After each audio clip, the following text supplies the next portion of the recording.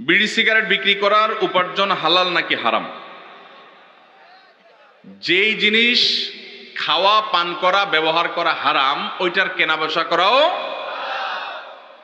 ইসলামে যে জিনিসটা খাওয়া, পান করা, ব্যবহার করা নিষেধ, সেটার বেচা কেনা করাটাও। দোকানদার নিজে লম্বা দাড়িওয়ালা নামাজি মানুষ, হাজি সাহেব মানুষ, নিজে বিড়ি সিগারেট খায় না, নিজের 14 গোষ্ঠীও খায় না, কিন্তু বেচে, তাহলে তার উপার্জন হালাল হবে। এখন প্রশ্ন হলো, একটা দোকানে অনেক আইটেম আছে, একটা নাজায়েজ বা গুনাহের আইটেম বেচার কারণে সবগুলো যে হারাম হয়ে যাবে তা না। এটা বিক্রি করে যে লাভ করছে ওইটা নাজায়েজ হবে, বাকি যেগুলো হালাল আছে, চাল ডাল বিক্রি করছে সেগুলো হালাল হবে। অবশ্য চাল ডাল বিক্রি করলেই যে হালাল হবে এমন না, যদি দেশি মশারের সাথে ইন্ডিয়ান মশারে মিশায় বিক্রি করেন হালাল হবে না হারাম হবে? আইটেম হালাল হলেও 2 নম্বরই করার কারণে উপার্জনটা হারাম হয়ে যাবে। তো এই জন্য যারা মুদি দোকানদারি করেন তারা বলবেন, ভাই তাহলে বিড়ি সিগারেট ছাড়া তো দোকান চলে না, কি করব? এটাই তো আপনার চ্যালেঞ্জ।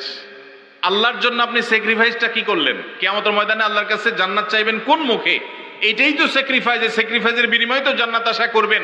আপনি আল্লাহর জন্য হারাম জিনিস বিক্রি করলেন না, দোকানে লেখা দিলেন, ভাই আমি এই যে আমাদের মুসলমানদের রক্ত চোষা যারা, তাদের জিনিস রাখি না, বিড়ি সিগারেট রাখি না, ধূমপানের আইটেম রাখি না, এগুলো এই দোকানে বিক্রি করা হয় না, লেখা টাঙ্গায় দিছেন।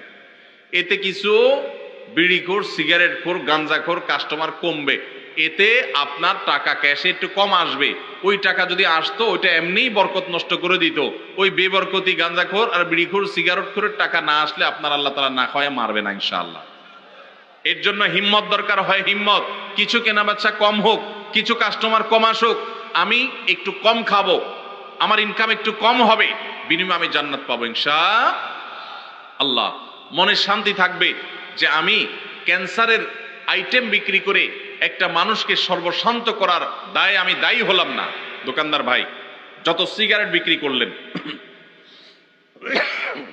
এই সিগারেটগুলো যারা কিনছে, খাইছে, এর মধ্যে বহু লোক ক্যান্সারে আক্রান্ত হয়ে গেছে। বাংলাদেশে ক্যান্সারের যে রেশিও, ঘরে ঘরে ক্যান্সারের রোগী, এবং ক্যান্সারের সবচেয়ে বড় কারণ, যেই কারণে সবচেয়ে বেশি সংখ্যক মানুষ ক্যান্সারে আক্রান্ত হয়, সেটা হলো ধূমপান। এই ধূমপানের আইটেম আপনি বিক্রি করছেন, নিজে খান নাই, যে খাইছে, খাইতে খাইতে একসময় ক্যান্সার হয়েছে, জমি জমা সব বিক্রি করে সর্বশান্ত হয়ে বাচ্চাদের ইতিম করে চলে গেছে। আপনি আল্লাহর কাঠগড়ার আসামি, কারণ তার ক্যান্সার হওয়ার পিছনে আপনারও ভূমিকা আছে। আপনি বলবেন, ভাই আমি না বেচলে কি হবে? কেউ না কেউ তো বিক্রি করবেই। এর উত্তর হইল,